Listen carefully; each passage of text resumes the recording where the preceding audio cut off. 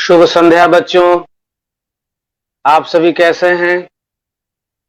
आप सभी सुरक्षित होंगे, स्वस्थ होंगे, घर पर कुशल मंगल से होंगे।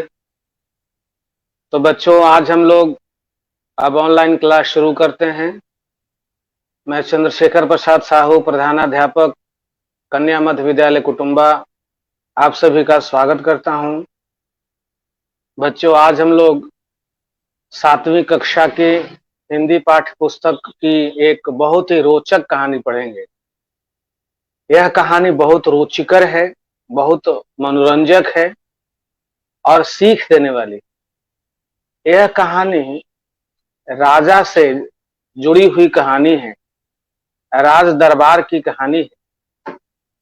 यह कहानी राज परिवार से जुड़ी हुई है। इस कहानी में यह सीख देने का प्रयास किया गया है कि हमें किसी कार्य को करने के में जल्दबाजी नहीं करना चाहिए, चाहे वो फैसला लेना हो या निर्णय लेना हो, किसी को अपराधी मानना हो।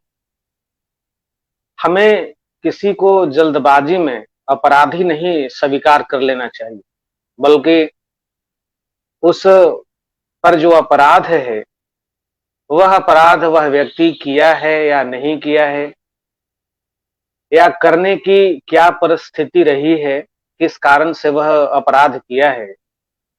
इस मामले में बहुत सोच समझकर, कई दृष्टिकोणों पर विचार कर निर्णय लेना चाहिए कि वह व्यक्ति अपराधी है या नहीं। तो यह कहानी में यह बताने की कोशिश की गई है। इस कहानी को लिखा है शंकर ने, और इस कहानी में रोचकता है। यह कहानी जो हमारे प्राचीन कहानियों के ग्रंथ हैं, जैसे पंचतंत्र, हितोपदेश, यह सब ऐसे कथाओं का संग्रह है जिसमें नीति है, व्यवहारिक ज्ञान है, राजनीति का ज्ञान है। तो उन ग्रंथों से ही यह कहानी ली गई है। तो आइए हम लोग अब इस कहानी को पढ़ते हैं। बहुत अच्छी कहानी है, आपको कहानी सुनने में मन लगता है। सबसे ज्यादा रुचि तो आपको कहानी सुनने में लगती होगी, अब होना भी स्वाभाविक है। हम कहानी सुनकर मनोरंजन करते हैं, मनोरंजन के साथ साथ हम ज्ञानार्जन भी करते हैं। तो आइए हम लोग यह कहानी सुनते हैं। यह कहानी का, यह जो कहानी है, यह एक तोता से जुड़ी हुई कहानी। तोता, सुगा, तोता। उस तोता का नाम है हिमशुक। नाम भी बड़ा प्यारा है, हिमशुक। वह बहुत बुद्धिमान तोता है। तो आइए इस कहानी को अब हम लोग शुरू करते हैं। पाठ्य पुस्तक में इस कहानी को पढ़ते हैं। बहुत समय पहले अवध में एक राजा राज्य करता था। बहुत पहले की बात है। अवध एक राज्य था। वहां एक राजा राज्य राज करता था। उसके 3 लड़के थे। तीनों बहुत ही पढ़े लिखे थे, विद्वान थे, बुद्धिमान थे, गुणी थे। राजा उनकी परीक्षा लेना चाहता था, उनकी जांच करना चाहता था कि इन तीनों पुत्रों में कौन सर्वश्रेष्ठ गुणवान है, बुद्धिमान है, समझदारी किसमें है, बुद्धिमान कौन है। इसके लिए वह एक दिन अपने तीनों राजकुमारों को बुलाया। वह जानना चाहता था कि किसी दोषी को अगर सजा देनी हो तो सजा देने में उन तीनों का क्या विचार है। सजा, न्याय राजा का एक बहुत जरूरी कार्य होता है, कर्म होता है। और उस राजा का एक दायित्व होता है कि वह अपना न्याय के आधार पर, इंसाफ के आधार पर कोई फैसला करे। तो राजा ये जानना चाहता था कि अगर किसी दोषी को सजा देनी है तो उसके पहले किन बिंदुओं पर विचार करना चाहिए। तो तीनों को बुलाया राजा और कहा कि मान लो अगर मैं अपने जीवन और सम्मान की रक्षा की जिम्मेदारी किसी को सौंप दूं और वह विश्वासघाती निकले तो उसे सजा क्या देनी चाहिए। राजा उनके पास प्रश्न रखा कि अगर मान लो मैं राजा हूं और किसी को अपनी सुरक्षा के लिए रखा हूं और वह विश्वासघात कर दे, वह विश्वासघाती निकले तो उसे क्या सजा देनी चाहिए। तो जो बड़ा लड़का था वो कहा कि ऐसे आदमी को फौरन धड़ से गर्दन धड़ से अलग कर देनी चाहिए। पहला जो राजकुमार था, बड़ा लड़का था, वो बोला कि ऐसे व्यक्ति का तो गर्दन धड़ से फौरन अलग कर देना चाहिए। दूसरे लड़के से राजा ने पूछा कि बताओ ऐसे व्यक्ति को क्या सजा देनी चाहिए। तो दूसरे लड़के ने भी कहा कि मेरा भी यही विचार है, ऐसे आदमी को मृत्यु दंड ही मिलना चाहिए, उसके साथ किसी तरह का दया नहीं दिखाई जानी चाहिए। दूसरे ने भी कहा कि ऐसे व्यक्ति को तो तुरंत मृत्यु दंड देना चाहिए, कोई दया नहीं दिखानी चाहिए। राजा अब तीसरा लड़का से पूछा, तीसरा राजकुमार से पूछा कि बताओ तुम्हारी क्या राय है। तो तीसरा जो राजकुमार था वो चुप बैठा रहा। तो राजा ने उससे पूछा, क्या बात है मेरे बेटे, तुम कुछ नहीं बोले, तुम्हारा क्या विचार है। छोटे राजकुमार ने कहा, महाराज यह सच है कि ऐसे कसूर की सजा मौत के सिवा और कुछ नहीं हो सकती, लेकिन सजा देने से पहले यह बात साफ साफ और पूरी तरह से साबित हो जानी चाहिए कि वह सचमुच दोषी है। राजकुमार जो छोटा राजकुमार था कहा कि सही बात है, जो विश्वासघात किया, जो विश्वासघाती है उसके लिए मृत्यु दंड तो निश्चित है, लेकिन सजा देने के पहले साबित हो जाना चाहिए कि वह सचमुच दोषी है। यह बात पूरी तरह से साफ हो जानी चाहिए, साबित हो जानी चाहिए। तो राजा ने कहा तो यानी कि तुम्हारे विचार है कि ऐसा न किया जाए तो निर्दोष आदमी भी मारा जा सकता है। राजा कहा कि क्या तुम्हारा यह कहना है कि किसी को जल्दबाजी में मृत्यु दंड देने से कभी कभी निर्दोष आदमी को भी सजा मिल जाती है। तो राजकुमार ने कहा कि हाँ, ऐसा हो सकता है कि जल्दबाजी में किसी निर्दोष को भी मृत्यु दंड दे दिया जा सकता है। इसलिए जल्दबाजी नहीं करनी चाहिए, बल्कि पूरी तरह से पता कर लेना चाहिए कि यह सचमुच दोषी है या निर्दोष है। इसके संबंध में उसने कहा कि मैं एक आपको कहानी सुनाता हूं। तो राजकुमार एक कहानी सुनाया। कहानी इस प्रकार है, विदर्भ देश के राजा के पास एक अनोखा तोता था। विदर्भ एक राज्य था। विदर्भ आज का जो महाराष्ट्र का नागपुर और का जो हिस्सा है, नागपुर और अमरावती का जो हिस्सा है, वह पहले विदर्भ कहलाता था। तो वहां की यह कहानी है कि विदर्भ के राजा के पास एक तोता था, एक सुग्गा था जो बड़ा ही अनोखा था, अनूठा था। उस तोते का नाम हिमशुक था। वह महल में पालतू पक्षी की तरह रहता था। हिमशुक जो तोता था बहुत चतुर था। वह कई भाषाओं में बात कर सकता था। बुद्धिमान इतना था कि राजा को कभी कभी महत्वपूर्ण मामलों में उसकी राय लेना पड़ता था। और वह हिमशुक अपनी बुद्धिमानी से, अपनी कुशलता से राजा को अच्छी सलाह भी देता था। हिमशुक ऐसा तोता था जो पिंजरे में नहीं रहता था। वह अपनी इच्छा के अनुसार आजादी से घूमता रहता था। एक दिन की बात है, वह सवेरे सवेरे महल से उड़कर जंगल की ओर निकल गया। वहां संयोग से उसकी भेंट उसके पिताजी से हो गई। जब वह पिताजी से मिला तो बड़ा खुश हुआ। पिता ने कहा कि तुमसे मिलकर मैं कितना प्रसन्न हुआ हूं। तुम्हारी मां भी तुमसे मिलकर इतनी ही प्रसन्न होगी। क्या तुम 2-4 दिन के लिए घर नहीं आ सकते?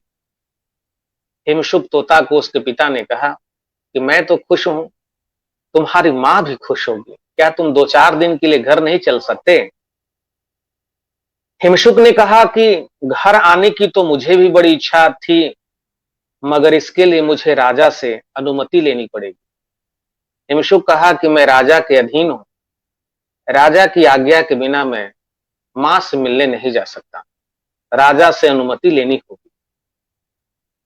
महल वापस आकर हिमशुक ने राजा से घर जाने की आज्ञा मांगी। शुरू में तो राजा उसे जाने देने के लिए राजी नहीं हुए, क्योंकि वह हिमशुक को बहुत मानते थे, बहुत प्यार करते थे। अपने से अलग एक दिन के लिए भी नहीं करना चाहते थे, जरा सा भी समय के लिए वह अलग नहीं करना चाहते थे। लेकिन अंत में वह मान गए और उसने हिमशुक को घर जाने की अनुमति दे दी। राजा से अनुमति उसको मिल गया। राजा ने कहा कि तुम घर जाकर अपने माँ बाप के साथ कुछ दिन बिता सकते हो, लेकिन जितनी जल्दी हो सके लौट आना। हिमशुक ने कहा, बहुत अच्छा महाराज, मैं 15 दिनों बाद वापस आ जाऊंगा। इसके बाद हिमशुक अपने पिता के पास जंगल में चला गया और वहां से वे दोनों पिता पुत्र साथ साथ उड़ते हुए घर की ओर रवाना हुए। इतने बरसों के बाद वह जब घर पहुंचे तो मां देखी अपने बेटे हिमशुक को तो बहुत खुश हुई। एक पखवाड़े तक, 15 दिन का समय मिला था, एक पखवाड़े तक, पखवाड़ा माने 15 दिन का समय, एक पखवाड़े तक अपने माँ बाप के साथ रहने के बाद हिमशुक को उनसे कहा कि मेरे ये दिन अपने प्रियजनों के साथ बड़े ही सुख में बीते हैं, मगर अब मुझे जाना होगा, राजा मेरी राह देख रहे होंगे। हिमशुक के माँ बाप उसके इतने जल्दी जाने की बात सुनकर उदास हो गए, परंतु वे उसे रोक नहीं सके। हिमशुक ने राजा से वादा किया था कि वह 15 दिन के बाद लौट आएगा। अब हिमशुक के पिता जाने की अनुमति तो दे दिए कि अब तुम जाओ, लेकिन उनकी इच्छा थी कि इतना दिन मेरा पुत्र रहा है मेरे पास और अब यह राजा के पास जा रहा है, तो क्यों नहीं हम राजा को कोई उपहार दें, कोई भेंट दें। उन्होंने कहा हिमशुक से कि हम राजा के लिए कोई उपहार भिजवाना चाहते हैं, लेकिन समझ में नहीं आता कि कौन सी चीज भिजवाएं। हम लोग तो पक्षी हैं, जंगल में रहते हैं, क्या भिजवाएं। हिमशुक के माता पिता इस पर विचार करने लगे कि राजा को देने के लिए कौन सा उपहार हो सकता है, राजा के लायक क्या उपहार हो सकता है। कुछ देर सोचने के बाद हिमशुक के पिता ने कहा, आहा, मैं समझ गया कि राजा के लिए सबसे अच्छा उपहार क्या हो सकता है। यहीं से दूर एक पहाड़ी पर अमर फल का पेड़ है, जो कोई उसका फल खा लेता है वह कभी नहीं मरता और हमेशा जवान रहता है। मैं वहां जाकर एक फल तोड़ ले आता हूं, तुम वह फल राजा को दे देना। हिमशुक के पिता को याद आ गई कि एक ऐसा पेड़ है जिसका फल जो है अमर फल है, जो उसे खा लेता है वह मरता नहीं है बल्कि हमेशा जवान रहता है। कहा कि मैं वो फल तोड़कर लाता हूं, तुम वह फल राजा को दे देना। पिता हिमशुक के गए, वह फल तोड़ कर लाए और हिमशुक को दे दिए। फल मिलते ही हिमशुक राजा के महल की ओर रवाना हुआ, उड़ गया। लेकिन रास्ते में उड़ते उड़ते शाम हो गई। थोड़ी ही देर में सूरज डूब गया और चारों ओर रात का घना अंधकार छा गया। हिमशुक ने किसी पेड़ की डाल पर बैठकर रात काटने का इरादा किया। सोचा कि रात हो गई, अब किसी पेड़ पर बैठकर रात को गुजार दिया जाए। मगर इससे पहले वह सोचा कि यह कीमती फल को किसी सुरक्षित स्थान पर रख दिया जाए। कहाँ रखा जाए? किस्मत से उसे एक ऐसा पेड़ मिला जिसके तने में एक खोखला छेद था। वहीं पर एक पेड़ था जिसके तने में एक खोखला छेद था, एक गड्ढा बना हुआ था। उसने उस छेद में ही, उस गड्ढे में ही जो पेड़ में बना हुआ था, तना में बना हुआ था, अमर फल को रख दिया और पास ही एक दूसरी डाली पर बैठकर सुस्ताने लगा। थोड़ी ही देर में उसे नींद आ गई। हिमशुक सो गया। लेकिन पेड़ का वह जो खोखला छेद था, उसमें एक जहरीला सांप का घर था। जहरीला सांप रहता था। जब रात में सांप लौट कर आया तो उसकी नजर उस अमर फल पर पड़ी जो चमक रहा था। उसने सोचा वह शायद कोई खाने की चीज है। सांप ने खाने के लिए फल पर अपनी दांत गड़ा दिया, मगर उसे फल का स्वाद अच्छा नहीं लगा। उसने वैसे ही छोड़ दिया।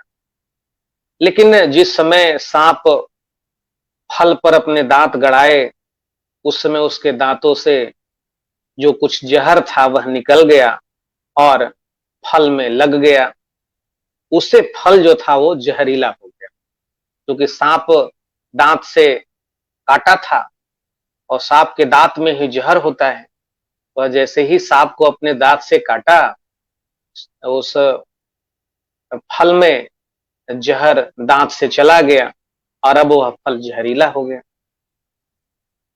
लेकिन यह बात हिमशुक को पता नहीं रहा कि वह जो फल है उसको किसी जहरीले सांप ने काटा है और वह जहरीला हो गया। उस फल के बारे में हिमशुक को कोई पता नहीं था। दूसरे दिन सुबह हुई और वह हिमशुक फल उठाकर अपनी यात्रा पर उड़ चला। राजमहल पहुंचकर उसने राजा से मुलाकात की और अपने मां बाप की ओर से जो अमर फल दिया गया था उसे राजा को भेंट किया और बताया कि यह जो फल है अमर फल है, इसे खा लेने के बाद कोई मरता नहीं है, हमेशा जवान रहता है।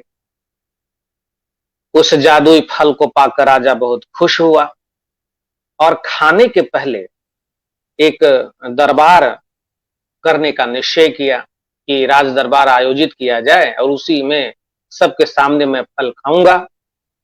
दरबार में उसके मंत्री, उसके राज परिवार के सभी सदस्य शामिल हुए। राजा ने सबके सामने खाने के लिए फल उठाया, पर जैसे ही फल खाने के लिए तैयार हुआ, मुख्यमंत्री जो था राजा का, वो रोक दिया। कहा कि महाराज जरा ठहरिए। बुद्धिमानी की बात यही होगी कि फल को खाने से पहले किसी जानवर को खिलाकर देख लिया जाए, शायद इसमें कुछ मिला नहीं हो। यदि जानवर को कुछ न हुआ तो आप इसे खा सकते हैं। राजा ने कहा कि सुझाव तो बहुत अच्छा है। उसने फल को थोड़ा सा काटा और एक छोटा सा टुकड़ा काट करके एक कौवे की ओर फेंक दिया। कौवा उस छोटे टुकड़े को खा लिया और खाते ही मर गया। क्यों मर गया? क्योंकि वह फल में सांप का दांत गड़ा था और जहरीला हो गया था और फल के टुकड़े को जैसे ही कौवा खाया वो मर गया। महाराज ने, मंत्री ने कहा कि महाराज आप देख लिए, आप तो बाल बाल बच गए, ये तो फल जहरीला था। जब एक टुकड़ा खाकर कौवा मर सकता है तो इसे खाकर आप भी मर सकते थे। ये तो फल जहरीला है, ये अमर फल नहीं है, यह तो मृत्यु फल है, इसको खाने से मृत्यु हो जाती। यह भी जाहिर है कि इस फल को हिमशुक लाया है और जरूर वह जहरीला फल आपको देकर आपको मारना चाहता था। राजा कुछ नहीं सोचा, वह मुख्यमंत्री जो बात कहा उस पर विश्वास कर लिया कि यह बात सही है, यह फल तो लाकर हिमशुक ही दिया है और हिमशुक के द्वारा जो फल दिया गया वो जहरीला है, तो हिमशुक मुझे जरूर मारना चाहता है। वह आग बबूला हो गए, बहुत क्रोधित हो गए और उसने तुरंत हिमशुक को पकड़ा और उसके गर्दन को बिना सोचे समझे उड़ा दिया। हिमशुक के मर गया, उसकी गर्दन ऐंठ दी गई और राजा ने हुक्म दिया कि जो फल बच गया है उस जहरीले फल को नगर के बाहर एक गहरे गड्ढे में खोद कर दबा दिया जाए ताकि उसे कोई पशु पक्षी नहीं खाए। उस फल को नगर के बाहर एक गड्ढा खोद कर दबा दिया गया, मगर कुछ दिन के बाद उस गड्ढे से वह जो दबाया गया था उससे बीज अंकुरित हुआ और बढ़ने लगा। वह छोटा पौधा बढ़ते बढ़ते पूरा पेड़ बन गया।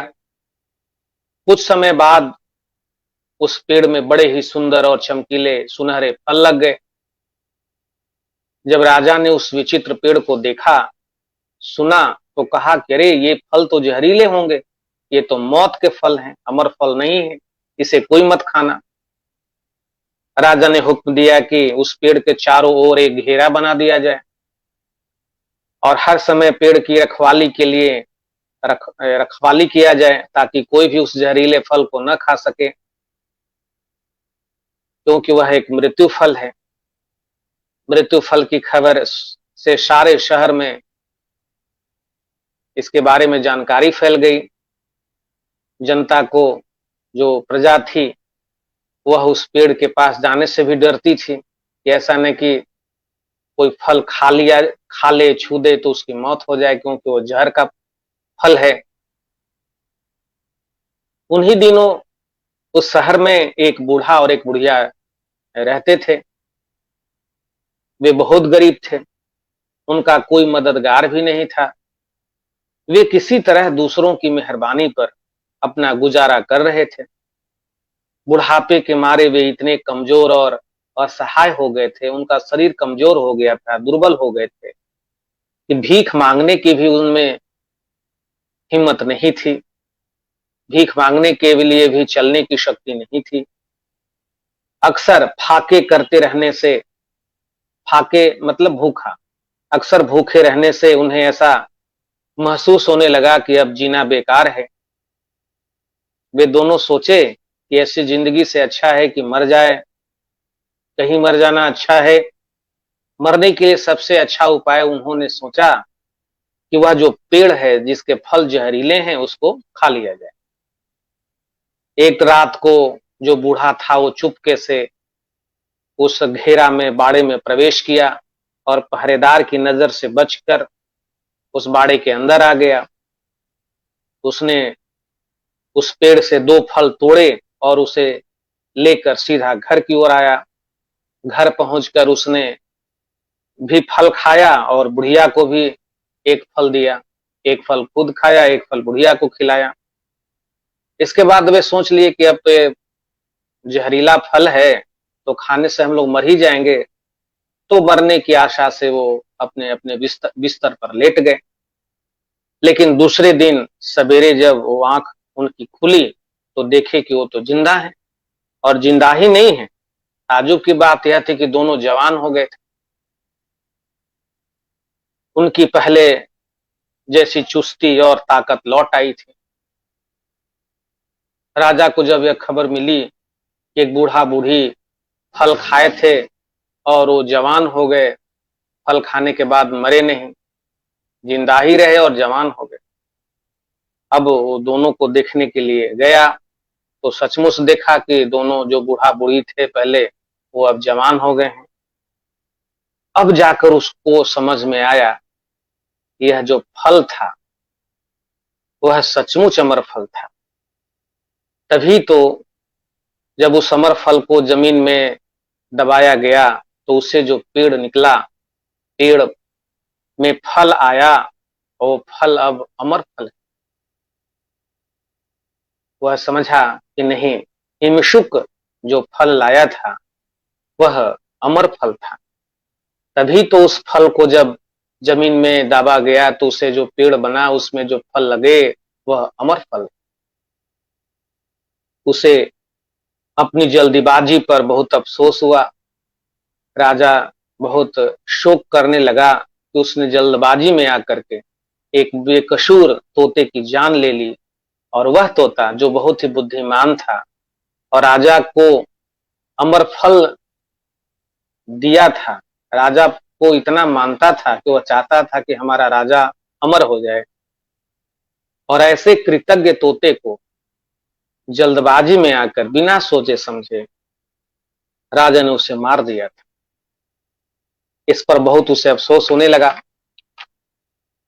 तो राजकुमार ने यह कहानी सुनाई और कहा कि महाराज, इसीलिए मैं कहता हूं कि किसी को सजा देने से पहले इस बात का पूरा पूरा पता लगा लेना जरूरी है कि वह सचमुच अपराधी है भी या नहीं, उसने सचमुच अपराध किया है या बेकसूर है।